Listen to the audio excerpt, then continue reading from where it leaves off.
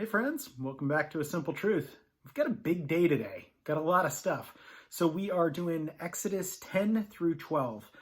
We've been following Moses and looking at some of the plagues, and as he's talking to Pharaoh, trying to reason with him, Pharaoh has had a hard heart, incredibly so, I think we've been through, 8 plagues so far?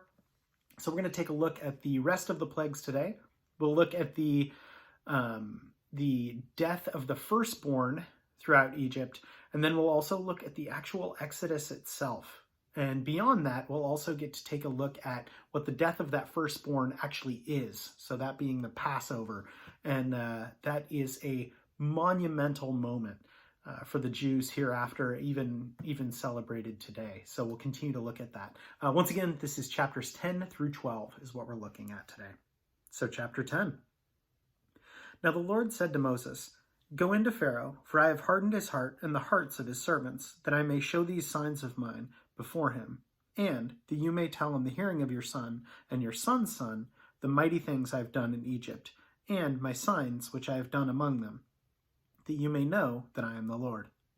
So Moses and Aaron came into Pharaoh and said to him, "Thus says the Lord God of the Hebrews, how long will you refuse to humble yourself before me? Let my people go, that they may serve me. Or else, if you refuse to let my people go, behold, tomorrow I will bring locusts into your territory, and they shall cover the face of the earth, so that no one will be able to see the earth, and that they shall eat the residue of all that is left, which remains to you from the hail, and they shall eat every tree which grows up for you out of the field.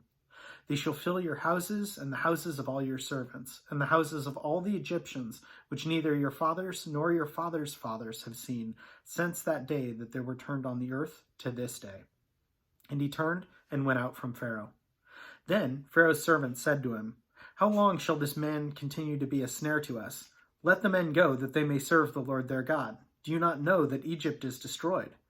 So Moses and Aaron were brought again to Pharaoh, and he said to them, "Go, serve the Lord your God. Who are the ones that are going?" And Moses said, "We will go with our young and with our old, with our sons and our daughters, and with our flocks and our herds we will go, for we must hold a feast to the Lord." And then he said to them, "The Lord had better go with you when I let you and your little ones go. Beware, for evil is ahead of you. Not so. Go now, you who are men, and serve the Lord, for that is what you desired." And they were driven out from Pharaoh's presence. Then the Lord said to Moses, "Stretch out your hand over the land of Egypt for the locusts, that they may come upon the land of Egypt, and eat every herb of the land, all that the hail has left." So Moses stretched out his rod over the land of Egypt, and the Lord brought an east wind on the land all that day and all that night.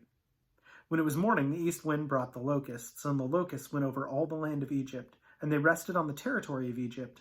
They were very severe. Previously there had been no such locusts as they, nor shall there be after them.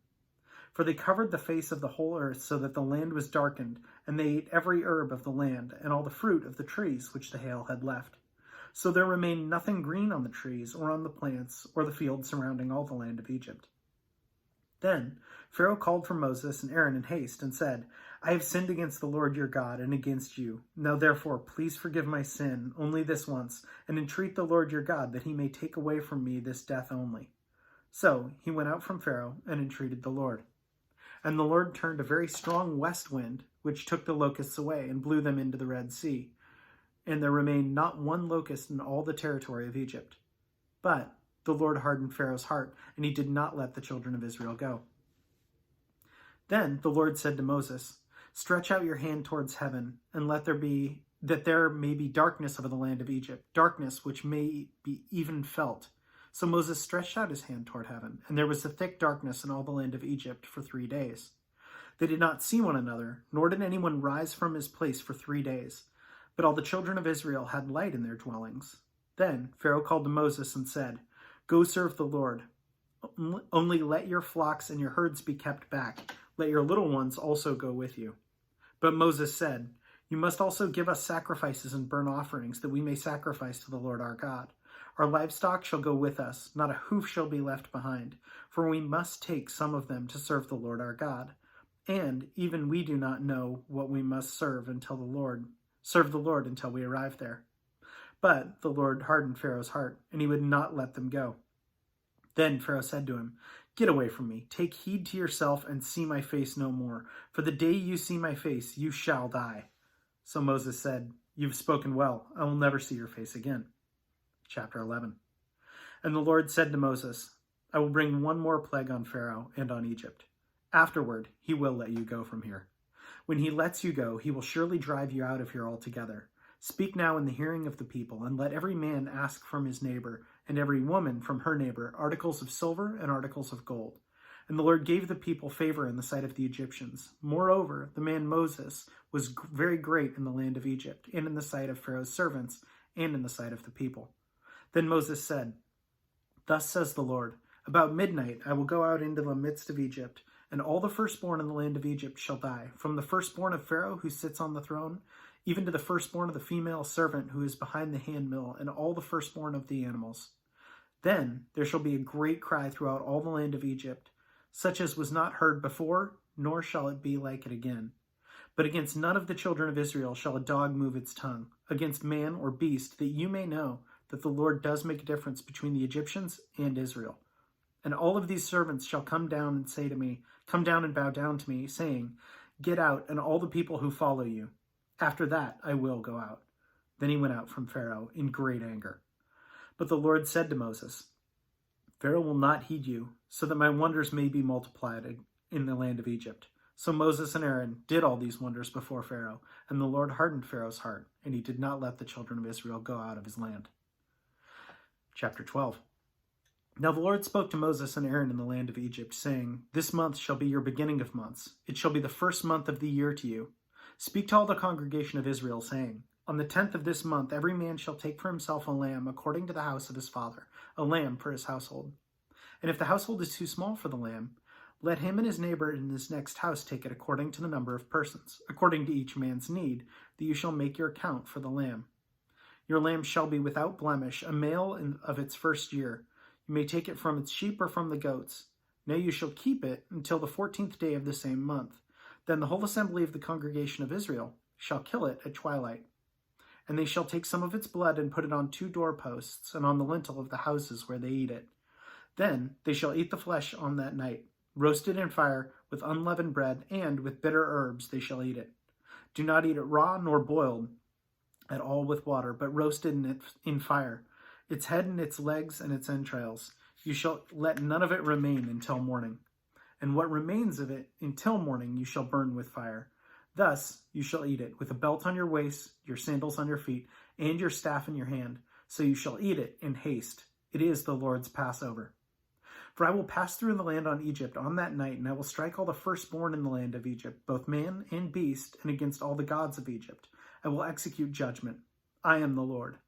Now the blood shall be a sign for you on the houses where you are, and when I see blood I will pass over you, and the plague shall not be on you to destroy you when I strike the land of Egypt.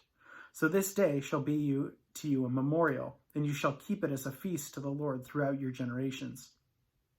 You shall keep it as a feast by everlasting ordinance.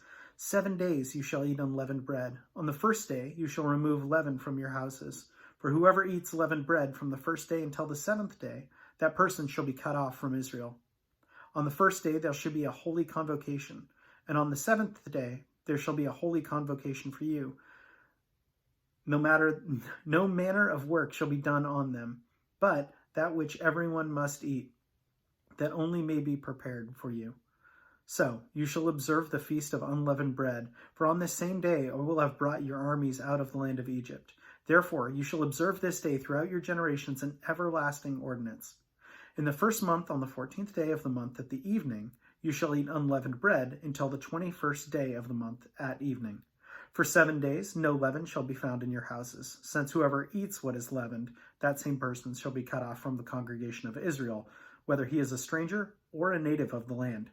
You shall eat nothing leavened in all your dwellings. You shall eat unleavened bread. Then Moses called for all the elders of Israel and said to them, Pick out and take lambs for yourselves according to your families, and kill the Passover lamb. And you shall take a bunch of hyssop and dip it into the blood that is in the basin, and strike the lintel and the 2 doorposts with the blood that is in the basin. And none of it shall go out of the door for this house until morning. For the Lord will pass through and strike the Egyptians when he sees the blood and lintel on the 2 doorposts. The Lord will pass over the door and not allow the destroyer to come into your houses and strike you. And you shall observe this thing as an ordinance for you and your sons forever. It will come to pass when you come to the land which the Lord has given you, just as he promised, that you shall keep this service. And it shall be, when your children say to you, What do you mean by this service? That you shall say, It is the Passover sacrifice of the Lord, who passed over the houses of the children of Israel in Egypt, when he struck the Egyptians and delivered our households. So the people bowed their heads and worshipped. Then the children of Israel went away and did so, just as the Lord had commanded Moses and Aaron. So they did. And it came to pass at midnight that the Lord struck the firstborn in the land of Egypt, from the firstborn of Pharaoh, who sat on his throne, to the firstborn of the captive, who was in the dungeon, and all of the firstborn of the livestock.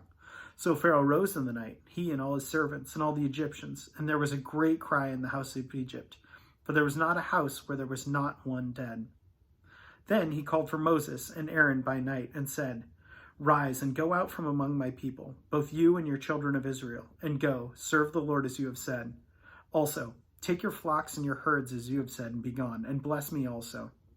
And the Egyptians urged the people that they might send them out of the land in haste, for they said, We shall all be dead. So the people took the dough before it was leavened, having their kneading bowls bound up and their clothes on their shoulders. Now the children of Israel had done according to the word of Moses, and they had asked the Egyptians from them articles of silver, articles of gold, and clothing. And the Lord had given people favor in the sight of the Egyptians, so that they granted them what they requested. Thus they plundered the Egyptians. Then the children of Israel journeyed from Ramses to Succoth, about 600,000 men on foot, besides children. A mixed multitude went up from them also, with flocks and herds, a great deal of livestock. And they baked unleavened cakes of the dough which they had brought out of Egypt, for it was not leavened, because they were driven out of Egypt and could not wait, nor had they prepared provisions for themselves. Now the sojourn of the children of Israel who lived in Egypt was 430 years. And it came to pass, at the end of the 430 years, on that very same day, it came to pass that all the armies of the Lord went out from the land of Egypt. It is a night of solemn observance to the Lord for bringing them out of this land of Egypt. This is the night of the Lord, a solemn observance for all the children of Israel throughout their generations.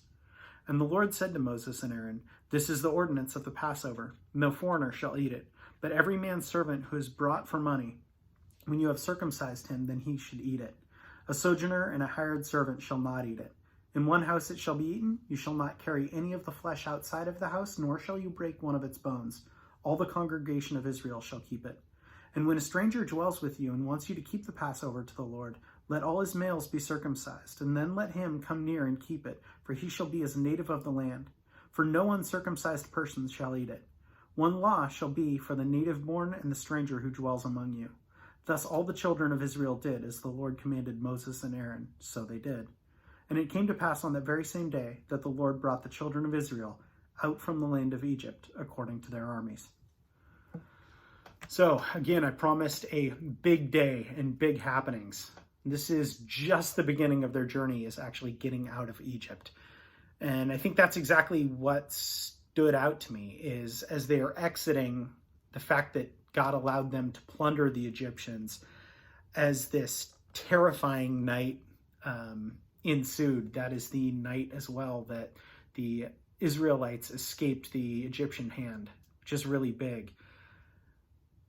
Also, I got a text from my mom a couple months ago saying that she was celebrating her 40th spiritual birthday. And at first I thought that was a little weird, and I thought about it, and I was like, that's really the birthday to be celebrating. And I think about that now, just as it's kind of the parallel, right? The day that she's celebrating is the day that God delivered her, that brought her out from sin and has redeemed her. And that's the birth that she's celebrating. And I think that's awesome. I don't know the exact date, the exact day of the week or date that I was saved. And yet I know that I can still celebrate that through the birth of Jesus, who is still a while coming in the story. But I'm reminded, much like the Egyptians would be, or the Israelites would be in their flight from the Egyptians, that's my deliverance, and that's what I get to celebrate. And yeah, so I just thought it was interesting. Anyway, as always, thank you so much for joining. Hope you have a great rest of your day.